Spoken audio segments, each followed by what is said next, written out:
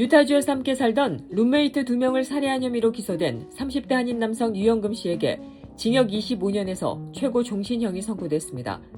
유타주 법무부에 따르면 유 씨는 지난 9월 두 룸메이트를 살해한 혐의를 인정했고 법원은 이달 10일 열린 선고 공판에서 두 건의 살인 혐의 각각에 대해 25년에서 종신형까지 선고했습니다. 피해자인 윌리엄 드루블과 크리스토퍼 오웬스는 지난해 2월 말 마지막으로 목격된 뒤 실종됐으며 휴대전화 위치 추적 결과 유 씨의 집 인근에서 신호가 끊긴 것으로 조사됐습니다. 수사당국은 유 씨 집을 수색해 탄 흔적이 남은 옷가지와 벽과 천장 혈흔을 확인했고 이후 애리조나 사막에서 발견된 두 사람의 시신에서 나온 탄도와 파편이 유 씨 소유 총기와 일치했다고 밝혔습니다. 법원은 유타주 가석방위원회에 유 씨의 가석방 심사 요청을 받아들이지 말 것을 권고했습니다. 연방법원이 국세청이 이민세관 단속국 ICE에 납세자 정보를 제공하는 것을 금지했습니다.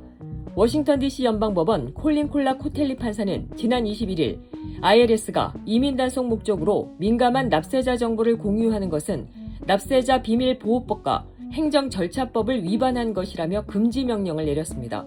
법원 문서에 따르면 ICE는 지난 6월 약 130만 명의 납세자 정보를 요청했고 IRS는 8월 이 중 약 4만 7천 명의 주소 정보를 제공한 것으로 드러났습니다. 이에 납세자 권리센터 등 시민단체가 이민자 단속을 목적으로 정보를 공유하는 것을 금지해달라는 소송을 제기했고 법원이 원고 측의 주장을 받아들인 겁니다. 재판부는 이번 판결로 납세자의 개인정보가 추방 목적으로 사용되는 것을 막을 수 있게 됐다고 밝혔습니다. 이번 결정은 납세 정보가 이민 단속에 악용되는 것을 차단한 중요한 선례로 평가되고 있습니다. 온라인 유통업체 아마존이 25억 달러 규모의 합의에 따라 소비자 환급을 시작했습니다. 연방거래위원회는 아마존이 소비자를 속여 프라임 회원으로 가입시키고 해지 절차를 지나치게 어렵게 만든 혐의로 제기된 소송이 합의로 마무리됐다며 환급 절차가 진행된다고 밝혔습니다. 연방거래위원회에 따르면 환급 대상자는 2019년 6월 23일부터 2025년 6월 23일 사이 아마존의 싱글 페이지 체크아웃을 포함한 특정 가입 화면을 통해 프라임에 가입한 고객으로 가입 후 6년 동안 프라임 혜택을 4차례 이하로 이용했을 때만 우선 환급 대상이 됩니다.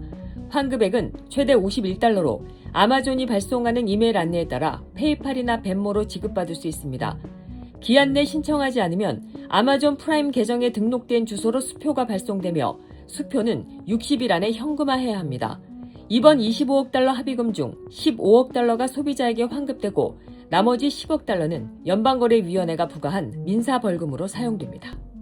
도널드 트럼프 대통령이 내년 2026년 중간선거를 앞두고 본격적인 선거 지휘에 나섰습니다. 로이터 통신은 트럼프 대통령이 지난 여름부터 미시간의 빌 하이젠과 아이오와의 잭 런, 뉴욕의 마이크 롤러 의원에게 상원이나 주지사 도전을 접고 하원 재선에 집중하라고 권유했다고 전했습니다. 공화당이 하원 다수당을 유지하도록 직접 관여하고 있다는 겁니다. 트럼프 대통령은 이미 상원 후보 16명, 하원 후보 47명에게 공식 지지를 선언하는 등 여당 지도자로서 이례적으로 빠른 개입에 나서고 있습니다.